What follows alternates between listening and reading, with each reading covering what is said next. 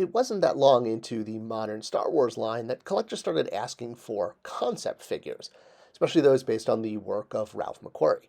And Hasbro said, heck no, not something we're going to do.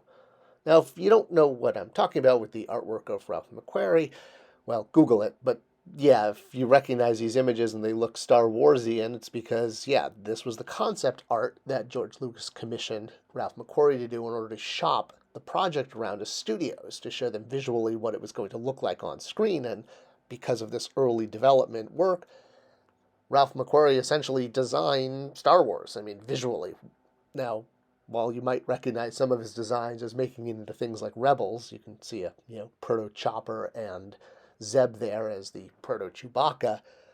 His concepts go back all the way to the beginnings of cinema. C-3PO is based on a Metropolis character, Maria. All right, back to the figure. So the reason that Hasbro didn't want to do this is they felt that a McQuarrie concept figure, like a Stormtrooper, would look like a bootleg toy, basically. And I kind of get it, because it looks a bit like an off-model Stormtrooper. So, yeah, their hesitancy, understandable, but when they finally did release a figure because it won a Fan's Choice contest and their back was against the wall and they had to make it, well, it came out awesome. Had a lightsaber, a blaster, a shield, things that Stormtroopers don't usually come with, and a base. I mean, you got a lot of quality here. This really was kind of a golden age of the modern line, this sort of era.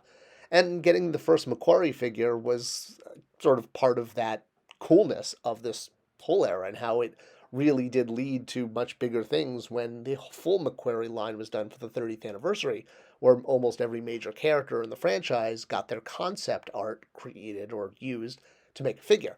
And the McQuarrie Stormtrooper was then repurposed and redecoed with a much heavier, more, I guess, painting accurate, since you can't say screen accurate. But yeah, it was great to get a new take at this with a fresh deco, because it also gave us a blast mark on the shield, and it even gave us deco on the blaster itself and the shoulder pauldron that we didn't have with the original release. But since we're talking about the original release and how breakthrough it was for the time, that's kind of important to note. So yeah, 30th anniversary, got new packaging, and even a nod to Ralph McQuarrie himself with General McQuarrie.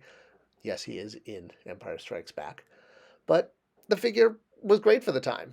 A little dated now, but it was released just as a regular figure with both prequel and classic trilogy figures cross-sold on the back. Like I mentioned, there would be a whole line of 30th anniversary McQuarrie figures, and this all led to McQuarrie concept paintings being a source for tons of different Star Wars licensing product. It really was this original figure that opened the door, and I think we have it to thank for things like the Funko Pops or some of the high-end statues that have been released over the years based on Ralph McQuarrie's original paintings. If you haven't checked these paintings out, or you're not something you're very familiar with as a Star Wars fan, I do highly recommend them because, yeah, it's a really cool inside look, and as an action figure, even if it's an off-brand Stormtrooper, you can't go bad with a Stormtrooper who is an army builder. All right, the next two figures released in this wave from the original trilogy, two things actually that kind of go together. And that would be the two Imperial Dignitaries that were released. Now, the one on the right was actually released first. The one on the left there with the wider brimmed hat, here's who we're talking about as far as source material. You can see there's a few of them, and they all look different and some more munchkin-y than others. But you're probably most familiar with the one on the right there, Sim Alu, because he was a figure in the original Kenner line, and actually is the only figure from the original Kenner line, the original 92 or 96 or 120, that has not been made in the modern line. So while this second guy was released after the next wave of deluxe figures, our first Imperial Dignitary, the one on the left, was released alongside the Stormtrooper. So yes, for accuracy's sake and as far as release order, the second one was a few months behind. And we still don't have one based on the original figure, and it's a shame because for years Hasbro actually thought that the two they did checked this off. But no, not so much. All right, let's take a look at the figures. And first, our two Imperial Dignitaries, and I'm not even going to try to pronounce their names. But they're based on the same buck body underneath with different overlays, and they go great with the Emperor here. I have this is the retro one that just happens to be on my desk, but hey, they're actually they don't need to be super articulated, so they get the job done, but they're not Simaloo. All right, and our stormtrooper here, very much just reads as, I mean, does kind of, I guess, look like a bootleg stormtrooper. It's really cool that with the lightsaber, though, with the extra blast effect. And you could see, compared to the redeco version that came out for the 30th anniversary, that got a lot more deco, a bigger blast effect.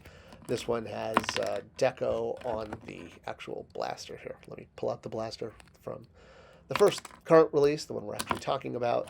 So, boom, it's all black there, and then the 30th anniversary got deco hits on the tip and on the, I guess, there's a little red hit midway on the gun and on the trigger. So less deco, same tool, but gets the job done. And hey, it opened the door to doing McQuarrie figures. So awesome.